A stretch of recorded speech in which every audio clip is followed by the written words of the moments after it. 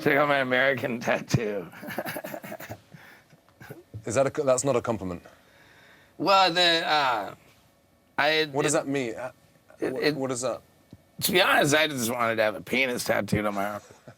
I don't know, like, it's not too intellectual. Like, this one, it's misspelled, and I didn't even know for days.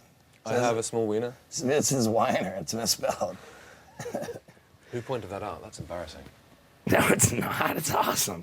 3 days later, I found out it's misspelled. I was like, yes, even dumber than I thought. You know, when it comes to tattoos, the majority of people describe them as having meaning to themselves, you know? And for me, every tattoo I have, it's for the sole purpose of making people giggle and uplifting them in their day, you know? I heard you had a tattoo of a man having sex with a baby. Is that true? That's not edifying. That's not making anyone laugh. I know, but what's good, I realized that I'd crossed the line. I was just going for shocking on that day. So myself, I tattooed over it and then covered the baby completely and then turned it into an ostrich. I see what you done. So that was the baby part? The baby was there, yeah. Like, why did you do it in the first place? I was just going for shock value, and then I realized that is quite shocking, though. But what's behind that, though? Well, because even drawing it, you might draw it and then think, I've made a mistake and rub it out. But actually, to have it tattooed, you actually thought about doing it, and then had it tattooed. I wanted the most shocking tattoo I could get. Did anyone tell you off for having that on your arm? The first people I showed it to on the sidewalk outside of the tattoo parlor were so horrified that I realized, like, oh no, like, and as he pointed out, like, it didn't make anybody giggle. No. But once I turned it into an ostrich, it's freaking hysterical. I mean, come on. That is funnier, definitely. Well, I've got to come clean with you. I was quite scared coming in here with you. Well, don't worry, I'm not violent. I've never been in a fight unless it was for work. You know? But this is work. I know, but I'm not. But unless I was supposed to fight for work. You know, like stilt boxing. Yeah, but you're quite intimidating, I think. Oh yeah. Yeah. I think you're the first person ever called me intimidating. Really? I'm about as hard as a pillow. No, but no, intimidating to spend 24 hours with. Ah, yeah. All right, I'll give you that. Because I don't know what you might do.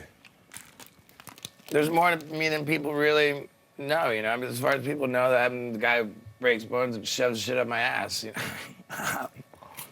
And I'm a deeper, more caring person than that. I read that you think your point in life is to make other people happy. Absolutely, yeah. There's people with really bad problems like cancer, you know.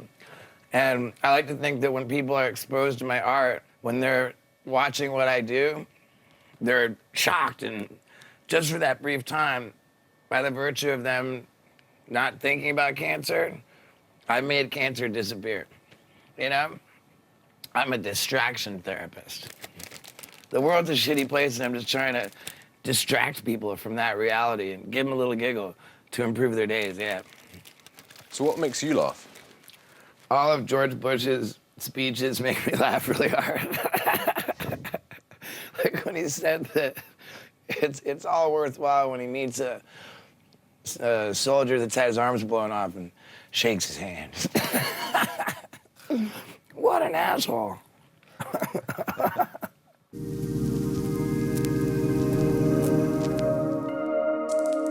I'm 32 years old now, and a lot of people would say that it's becoming less appropriate for me to make a living acting as an adolescent, you know. Who suggested that? There's a consensus, you know.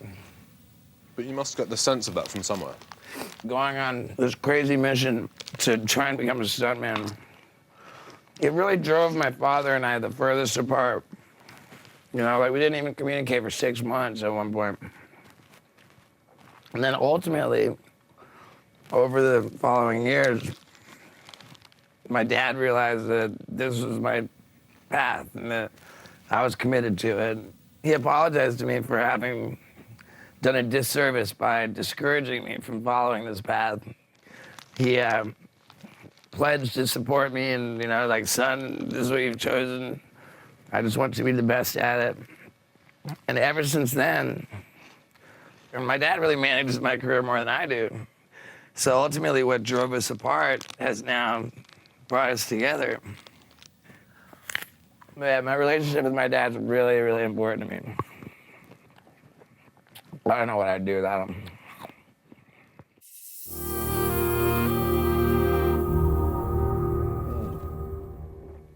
I put a cigarette out in that. What's floating in there?